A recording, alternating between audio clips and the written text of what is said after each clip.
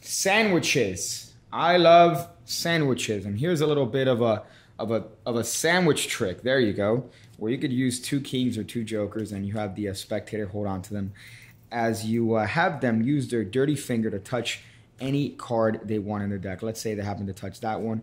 You give them a little bit of a peek at it, and in this case, they remember the ace of hearts. In this case, that card is lost somewhere in the depth of the deck. You could see that there isn't any sort of special cards here. They're all ordinary, but ultimately, I'm not going to be doing anything. It's going to be those kings that you've been thoroughly inspecting, sir. As a matter of fact, when you were holding this, did you notice that there was anything strange about the kings? No. Well, you know what? These kings are actually very special because, believe it or not, if we just hold them apart and bring them together, they could actually magnetize and capture one card between them. Sir, for the first time, name your card. And of course, the spectator is going to say the ace of hearts, and you go,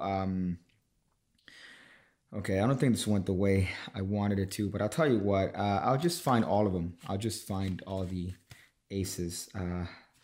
So that's a little bit of cop out. That's a cop out. So was the ace of hearts? That's it. See, I found it. So you see, this is a little bit of a twist on the classic sandwich trick, and it's using my favorite friend, the Jinxed Change. So some of you guys were talking about the Jinxed Change in one of the previous things, and I just wanted to show you guys how effective it is, and also its variability and its versatility, rather. So here you're going to have two kings or two jokers, and you can have these inspected, and you're also going to have the four aces placed on the bottom of the deck. So now all you need to do is have the spectator hold on to these.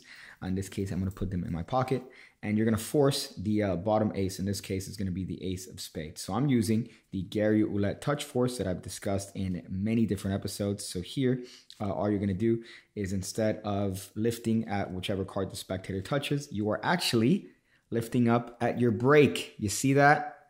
You're lifting up at your break, so that's forcing the card. But any force works. If you want to do one of these little riffle forces, it's up to you. But ultimately, you're going to force the bottom card and then control it right back to the bottom of the deck. So in this case, I forced it, and then I've controlled the aces to the bottom. So now, in the context of saying, look, these cards aren't special, they're not marked in any way, I just spread to the bottom and get a break above those four aces. Now, I asked for the spectator to give me those kings. Hopefully, they haven't stained them with whatever Cheeto dust they're ingesting. But you could point out to the spectator, and you ask them here if they notice anything special about the kings. And this is going to be your misdirection to execute the Jinx Change. So here, you're going to square these two kings up with the top of the deck. In one action, you're going to lift everything up. And here, you're going to place these cards away in your pocket or on a table. And you have surreptitiously switched those kings for the aces. So here at speed, it should just go something like this. So, sir, did you notice anything weird about those kings when you put them between your hands? No. Well, these kings are actually special. And here, what I'm going to do is I'm just going to lift up two cards at the back here. And the reason for that is because you're going to go into a little bit of a production move that I've discussed again on the channel, which is a little bit of a forward projectile sort of production. So here, you're just going to lift up on two cards. And so ultimately, you're going to have two cards in the left hand and two cards in the right hand. So the position is also going to be very important because you're going to need to be pinching this card from the top with your thumb like this and the fingers in this position, because what's going to ultimately happen is you are going to use your middle finger to push that bottom card forward, and that's going to give the appearance that that card has just appeared between those other two cards. So at speed, it should just look like that. And it's a nice little production of a single card. Now you could, if you want, add a little bit of a convincer here and do just this revolution cut. This is just done to imply singularity. So you're going to do this right before you produce the cards, and you have a nice little bit of a pop-up there.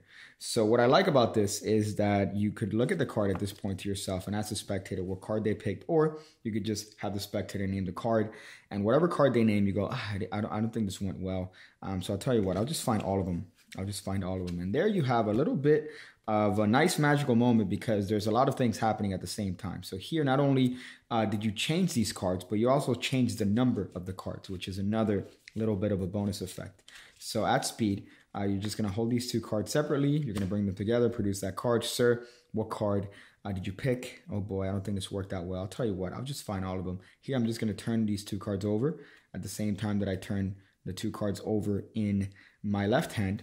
And then I could subsequently say, see, look, I found the ace of spades along with the other aces. So you've changed those 2 kings into 4 aces, which is a nice little bit of an effect. And again, just to show you the power of the Jinx change. A lot of people kind of dismiss it because they think it's not going to work, but trust me, it works. If Tommy Wonder could put one deck in one pocket and come out with another deck in another pocket as an effective deck switch, then you could do the Jinx change. All right, you could do the Jinx change. So that is the explanation of, I don't have a name. I don't have a name. Oftentimes I don't name these tricks. People like to put little elaborate pun-filled names. I don't.